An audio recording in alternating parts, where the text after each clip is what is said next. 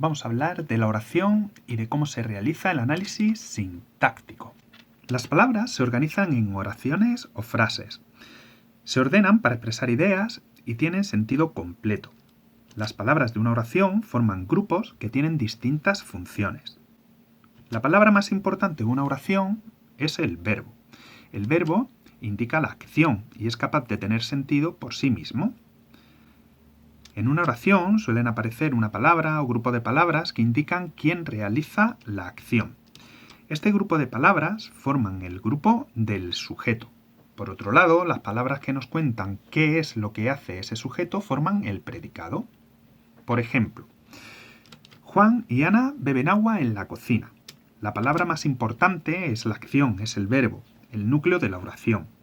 También vemos que hay un grupo de palabras que se refieren a quién realiza la acción. Constituyen el sujeto. Además, todas las palabras que nos cuentan lo que hacen esas personas constituyen el predicado verbal. Si analizamos cada grupo, veremos que cada palabra suele tener una forma y una función en su grupo. Juan y Ana son nombres y tienen función de núcleo de ese grupo nominal. Y es una conjunción, tiene función de conector. En el predicado sucede lo mismo, hay dos grupos bien claros. En uno de ellos nos habla de qué se bebe, agua, y en el otro, dónde se bebe. El primer grupo es el objeto o la cosa material a la que se refiere la acción. Lo bebido, lo que se bebe es agua. Esa palabra, agua, tiene la función de núcleo y forma un complemento directo. El segundo grupo de palabras hace referencia a dónde se bebe el agua. Forman un grupo llamado circunstancial de lugar, en el que cocina sería la palabra fundamental de ese grupo, tendría función de núcleo, la sería el determinante que la presenta y en sería una preposición. Vamos a ver ahora los tipos de sujeto. Hay veces en los que el sujeto de la oración no está escrito. Se dice que es un sujeto elíptico porque se ha hecho una elipsis o se ha suprimido. Para averiguar a quién hace referencia la acción hay que fijarse muy bien en el verbo. En este caso, beben agua en la cocina. Beben hace referencia a ellos.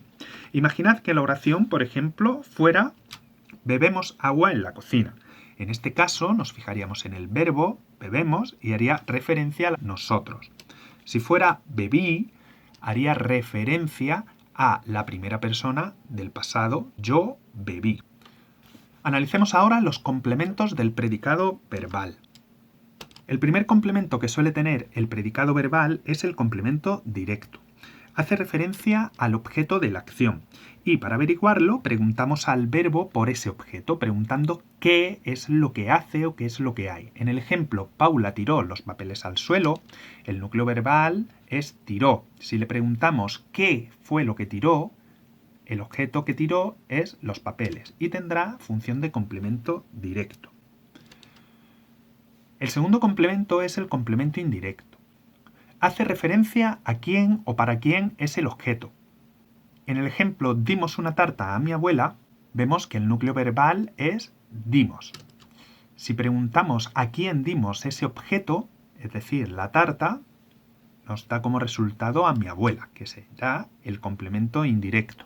Otro tipo de complemento es el circunstancial y responde a preguntas como dónde, cuándo, cuánto, cómo o por qué, dando lugar a complementos circunstanciales de lugar, tiempo, cantidad, modo o causa. En el ejemplo jugamos en la plaza, el núcleo verbal es jugamos y en la plaza hace referencia a dónde se realiza esa acción, por tanto es un complemento circunstancial de lugar. En el caso de partimos la pizza con las manos, el núcleo verbal es partimos, esa es la acción, y con las manos hace referencia a cómo partimos esa pizza, por tanto es un complemento circunstancial de modo.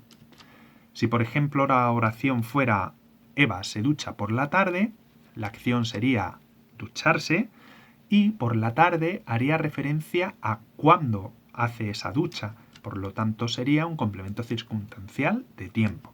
La oración ganó el partido por orgullo, el núcleo verbal sería ganó y por orgullo haría referencia al porqué de ganar ese partido, en este caso por orgullo. Sería un complemento circunstancial de causa.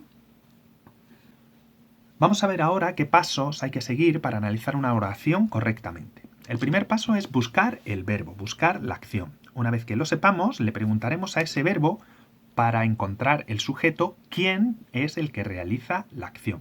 Una vez que tengamos el sujeto identificado, pasaremos a buscar los complementos del predicado. En primer lugar, buscaremos si hay complemento directo. Para ello preguntaremos a la acción por cuál es el objeto de esa acción, preguntando qué al verbo, qué es lo que se ha hecho, qué es lo que se ha tirado, qué es lo que se ha comido.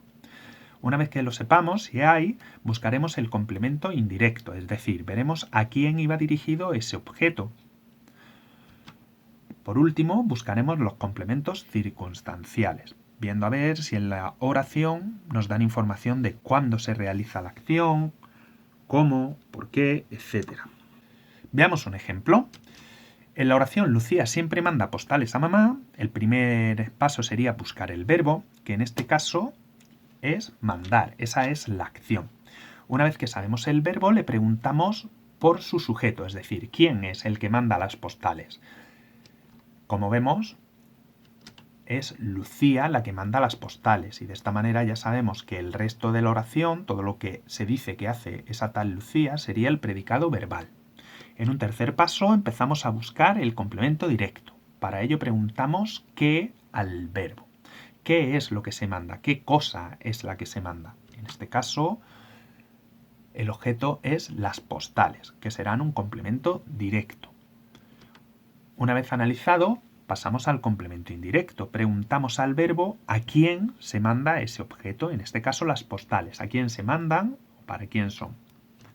Y vemos que la respuesta es a mamá. Por tanto, a mamá es complemento indirecto. Una vez hecho esto, buscaremos los complementos circunstanciales. Y vemos que hay una información en la oración que es siempre, que hace referencia a cuándo se realiza la acción. Es que siempre manda las postales. Por tanto, si responde a cuándo, será un complemento circunstancial de tiempo. En un último paso, lo que hacemos es analizar los grupos nominales. En el sujeto tenemos una palabra que es Lucía, es un nombre propio y tiene función de núcleo. En el complemento directo, postales, es también un nombre, en este caso común, y tiene función de núcleo de ese grupo nominal. En el complemento indirecto tenemos dos palabras. Una, que es un nombre, que es la que tiene función de núcleo, que es mamá, un nombre común, y a, que tiene una función de preposición. Y por último, siempre en el complemento circunstancial de tiempo tiene función de núcleo, aunque sea un adverbio. Pues muy bien, esta es la manera de analizar oraciones. Ahora, a practicar.